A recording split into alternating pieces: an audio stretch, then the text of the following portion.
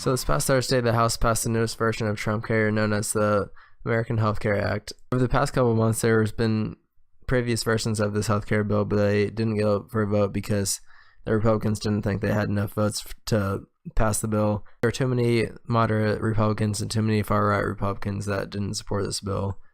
So this new bill they have is mostly the same as the previous ones, but goes farther right to try to get those Republican votes. But one of the major changes to this bill was that it would allow states to opt out of the Obamacare provision that protects people with a pre-existing condition.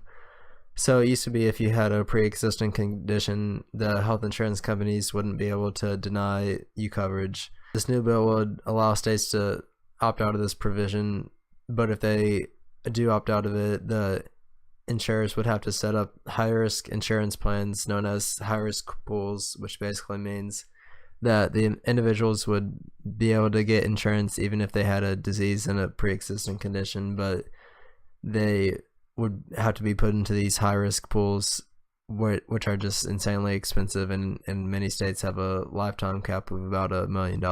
This really doesn't help people that would be in a situation that would need insurance in this case.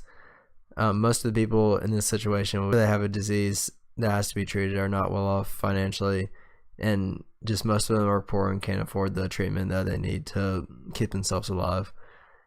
And for the $1 million cap that the government provides, that money can run out very quickly. If someone has cancer, then just for the first round of treatment, it can cost up to about $500,000.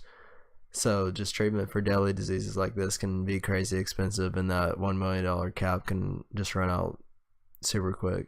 And also in this bill, an extra $8 billion is provided to subsidize the cost of insuring people with pre-existing conditions. This sounds good, but it really isn't helpful at all. The $8 billion is only provided to the states that opted out of the Obamacare provision that protects the people with pre-existing conditions, and this gives the states an incentive to opt out of the provision so that they can get these funds, but it would allow the insurers to deny people coverage if they had a pre-existing condition. Also, it would give the states even more of an incentive because they don't even have to use the money to fund people with pre-existing conditions. They can use the funding for unrelated purposes. This additional $8 billion isn't even close to the amount of money that's needed to sustain high-risk pools for people with pre-existing conditions. Here's what this CNBC article says. So the $8 billion falls short of what's needed to make high-risk pools sustainable. The $8 billion represents just a 6% increase in the $130 billion that the bill already includes for grants over the coming decade that states could potentially use for high-risk pools. The experts have concluded that $130 billion would leave these pools underfunded by at least $200 billion, and that estimate assumes that people would still have to pay premiums of roughly $10,000 a year.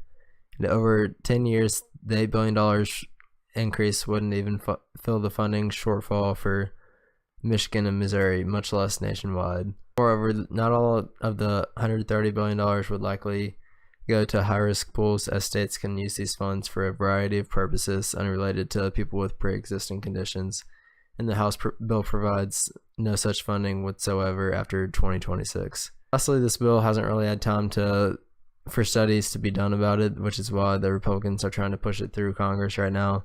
They don't want facts to come out from a study that would make the bill look bad. And for the first version of TrumpCare a couple months ago, the CBO, the Congressional Budget Office, reported that about 25 million people would lose health coverage by 2026. The bill was in place. But the CBO hasn't had time to do a study on this newest version yet, but hopefully independent studies will be done in time before the Senate has a chance to vote on this bill.